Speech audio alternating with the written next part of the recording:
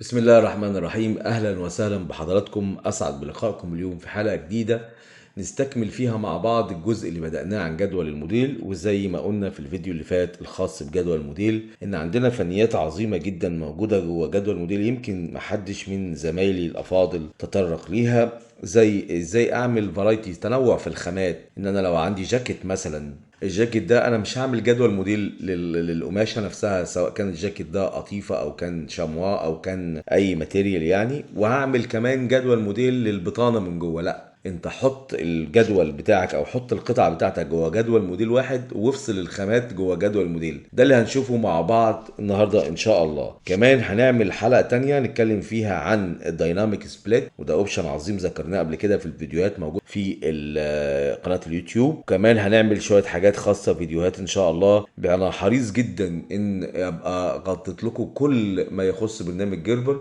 وزي ما قلنا اللي عايز يخش على القناه اليوتيوب هيلاقي الفيديوهات موجودة، يقدر يعلم نفسه بنفسه من قناة اليوتيوب. ودي حاجة يعني احنا نحتسبها عند ربنا، ونسأل الله يعني ان هي تكون صدقة جارية بعد الممات ان شاء الله.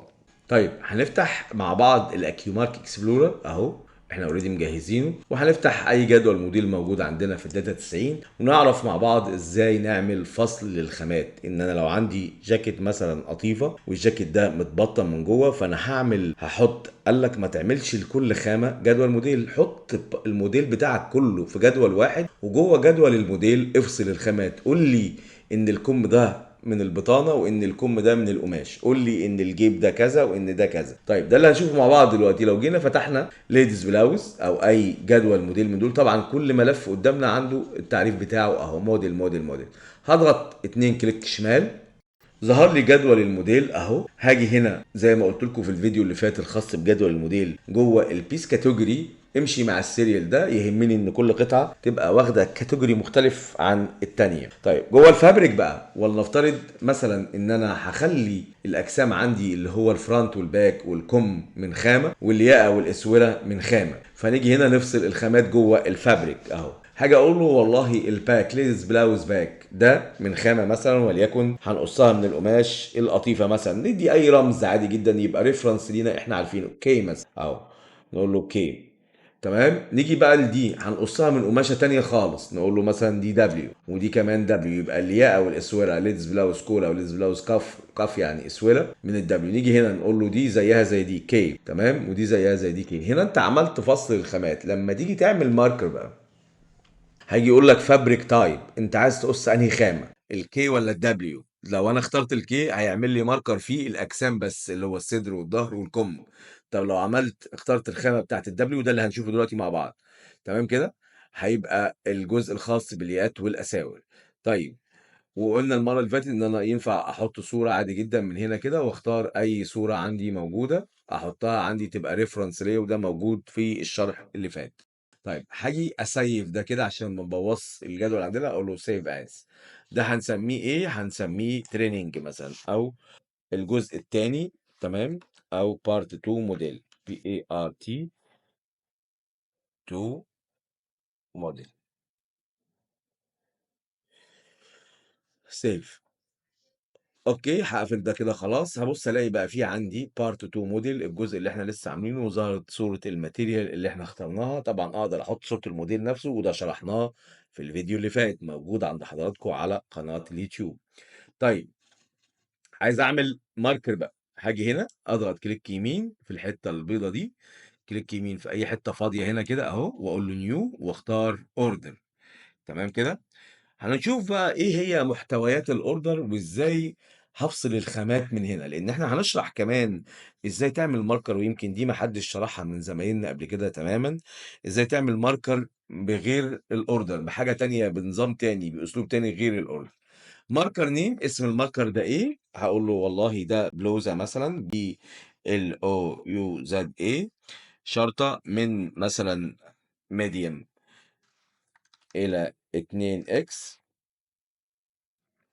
تمام. شرطة هنقول مثلا سي ان عرض القماش هنا 160 سنتي. اوكي.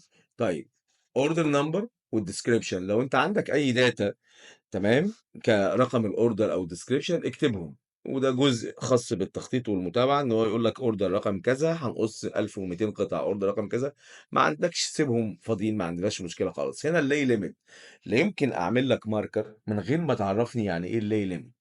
اللاي ليميت اللي هو هتعرفني طريقة فرشك للقماش، ودي شرحناها مع بعض في الستورج اريا، وهتعرفني كمان الباندلنج، اتجاهات الباترون لو هنشتغل قطيفة فيبقى كله اتجاه واحد، لو هنشتغل طبعا موجود عندكم شرح اللاي ليميت كاملة.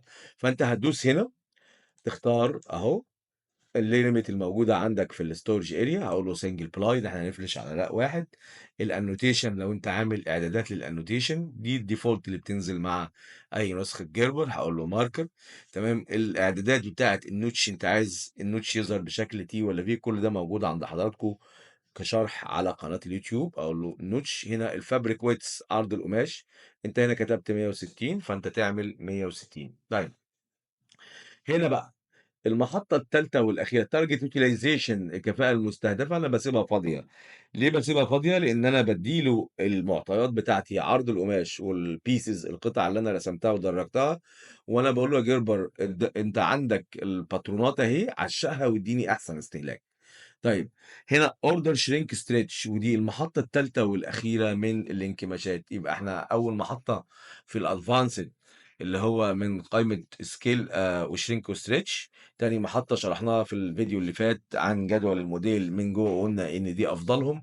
هنا دي shrink وstretch، دي مش أحسنهم، لأن أنت هنا مش هتختار قطعة معينة تدّيها والّا لأ، أنت لمّا هتضيف القيمة هنا هيتضاف على الorder، فمش هيشوف pieces معينة، يدّي للكمر ويدّي للجيوب ويدّي لباقي الأجسام. طيب البلوك والبفر مشروحة عند حضراتكم على قناة اليوتيوب، إن أنا أسيب فراغات وأسيب مساحات ما بين القطع، ما ازنقش القطع في بعض، والبليك فيوز موجودة برضه، وأيضًا الماتشنج بتاع البليد والسترايب للكارهات. كل الفيديوهات العظيمة دي موجودة على قناة اليوتيوب، تقدروا ترجعوا لها تذاكروها وتنزلوها عندكم. طيب الconstructs دي هنشرحها في فيديو تاني، خاصة الديفوهات اللي ممكن تقابلني في القماش. هنخش بعد كده على الموديل. ظهر لي هنا موديل نيم، ادوس على المربع ده كده يقول لي انت عايز تقص الستورج اريا بتاع الداتا 90، فيها موديلات كتير جدا، انت عايز تقص انهي واحد فيهم؟ اقول له بارت 2 موديل. طب دوس على هنا بقى فابريك تايب اهو، هو ده اللي احنا عايزينه. تمام كده فابريك تايب، ادوس عليه يقول لي خلي بالك ان الموديل ده البارت 2 موديل فيه خامتين دبليو والكي، فاحنا قلنا ان الكي تمام ده اختصار للكولا والاسوره، والدبليو ده الاجسام نفسها اهو. حاجه اقول له انا عايز اقص الدبليو اهو. اوكي. طيب لو قلت له سيلكت اول، تمام كده عمل لي الاثنين دول مع بعض، واجي هنا للسايز عايز اختار، اقدر اقول له سيلكت اول، او لو انا مش عايز المقاسات كلها هقول له ال 10 وال 14، احدد المقاسات اللي انا عايزها واقول له هنا اوكي. طيب الكوانتيتي احنا لحد جيربر 14، لو سبت دي فاضيه هو يحط لك واحد واحد، ما بعد 14 جيربر 15 و16 ما يرضاش يعمل لي ماركر، لازم احط في الكوانتيتي، وده الصح يا جماعه. الناس تقول لك بس من العيوب ان هو لازم طبعا لازم احط الريشيو بتاعي. الكوانتيتي هنا اقول له واحد واحد واحد. طيب بعد ما خلصت هادوس على بروسيس، بروسيس يعني معالجة، المعطيات اللي عندك من اسم الماركر وعرض القماش وكل الكلام ده والموديل والريشيو، اعمل لهم معالجة عشان تديني ماركر. بيقول لي سيف تشينجز تو بلوزة من ميديوم ل 2 اكس، اسم الماركر اقول له يس، يقول لي سكسس، بقى عندي ماركر. تمام. هنا الماركر ده بقى فيه اهو اللي هو بلوزة من ميديوم ل 2 اكس، هادوس على 2 كليك شمال على الماركر ده وكاتب لي قدامه هنا ماركر.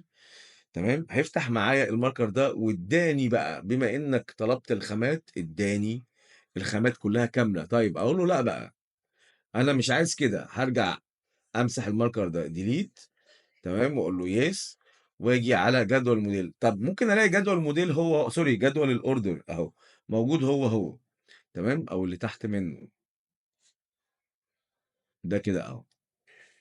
هارجع على جدول الأوردر تمام، وآجي هنا أقول له كل معلوماتي تمام، تعالَ بقى هنا لأ، أنا عايز خامة معيّنة، عايز الW، أقول له أوكي، تمام كده، وأقول له هنا process save changes yes، هابُص ألاقي success بقى عندي marker، الmarker ده للخامات الW فقط. طيب نيجي هنا ندوس عليه 2 كليك شمال،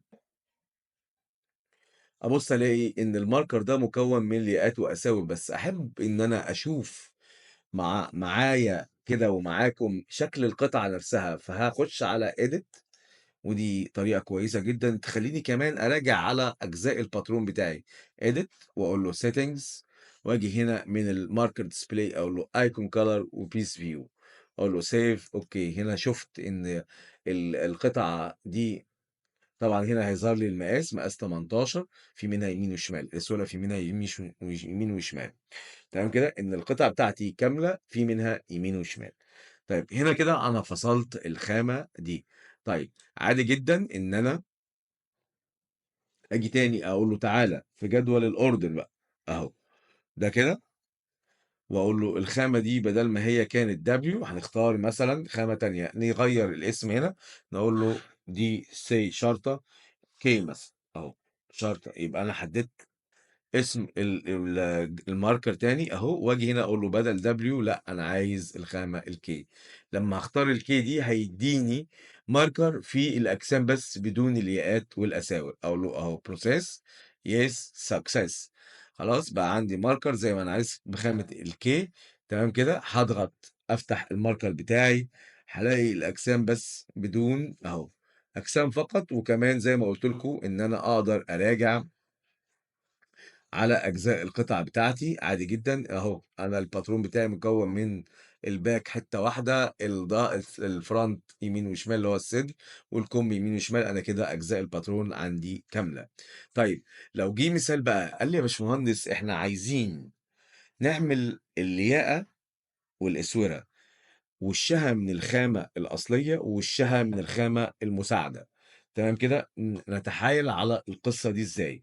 نيجي نفتح جدول الموديل هنا، يعني أنا مثلًا لو إحنا كان ظهر عندنا فترة قميص رجالي، القميص ده من القماش لونه أزرق واللياقة والأساور من القماش الأبيض. طب أنا عايز أقول لك أنا عايز وش اللياقة يبقى أبيض، والطبقة اللي تحت أو الضهر بتاع الياقة يبقى من اللون الأزرق. في الحالة دي أتصرّف إزاي في جدول الموديل؟ هنيجي هنا نفتح تاني جدول الموديل ونراجع مع بعض بقى الفلابس اتجاهات. آجي أقول له لأ، تعالَ الياقة دي أنا عايز منها قطعة واحدة بس أهو، تمام كده؟ هنا بقى هاقول له W، وهنا هاقول له الخامة التانية اللي هي K، وآجي هنا الأسودة دي أنا عايز منها قطعة واحدة بس، تمام، 0، وهنا هاقول له دي كده K كمان أهو. لمّا تيجي تسيّف ده بقى مثلًا هنسيّفه باسم تاني، نقول مثلًا شرطة 2 أهو. لمّا تيجي تعمل marker هيدّيني الأجسام معاها قطعة لياقة واحدة وقطعة إسورة واحدة، ولمّا تيجي تعمل marker اللي هو الياقة والإسورة من الخامة البيضا يدّيك لياقة وإسورة واحدة، يبقى أنت عندك الإسورة ليها وِش من الخامة الأصلية وليها ضهر من الخامة المساعدة وهكذا.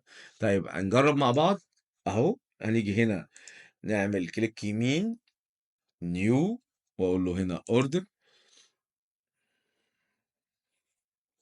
وهاقول له marker name، هناخد مثلًا أي اسم من هنا بلوزة BLOUZA شرطة من medium إلى 2X، تمام، شرطة K مثلًا، شرطة 2 أهو، أوكي، وهاجي هنا أختار أمشي نفس الخطوات اللي إحنا مشيناها، اللي limit الannotation جدول النوتشات، تمام أهو، وعرض القماش كذلك متر 50 مثلًا، ونيجي هنا نختار جدول الموديل بتاعنا اللي هو أهو، آجي أقول له part 2 موديل 2، وآجي هنا أختار الratio بتاعي أقول له select all أوكي، وهنا 1، 1، 1 quantity اللي هي الكمية، تمام كده أهو. طيب بعد كده هاقول له هنا أنا عايز الخامة بتاعة الK مثلًا أهو، آجي أقول له process save changes yes، هيقول لي success، هاجي أبُص على جدول الموديل بتاعي أهو، هابُص ألاقي إن جدول الموديل نزل لي الأجسام كاملة، بس نزل لي قطعة واحدة لياقة وقطعة واحدة إسورة. لمّا تيجي تختار الخامة التانية ينزل لك لياقة واحدة وإسورة واحدة بس، تمام كده؟ طيب لمّا نيجي نشوف مع بعض هنقفل الماركر ده اهو، واحنا مع بعض سريعا كده في الاوردر ده هنغيره بس. هنا هقول له نفس الاسم عادي، اقول له ده دبليو نفس الاوردر تمام، واجي هنا اغير بس الاسم ده، اقول له 003 مثلا شارتر بلوز اهو، واجي هنا اقول له بروسيس يس سكسس. حاجه ابص على الماركر ده لان انا غيرت الخامه اللي فيه، هيديني قطعه واحده الياقه وقطعه واحده اهو، قطعه الياقه وقطعه اسوده تمام كده، من مقاس 8 لحد 20 اهو، قطعه واحده. يبقى انت قاصص قطعه لياقه واسوره من الخامه الاصليه، وقاصص قطعه تانيه من الخامه المساعده. ده ازاي اعمل فرايتي او تنوع في الخامات في جدول الموديل. بالتوفيق يا رب أكون قدرت أقدم لكم معلومة ولو بسيطة. شكرا والسلام عليكم ورحمة الله وبركاته.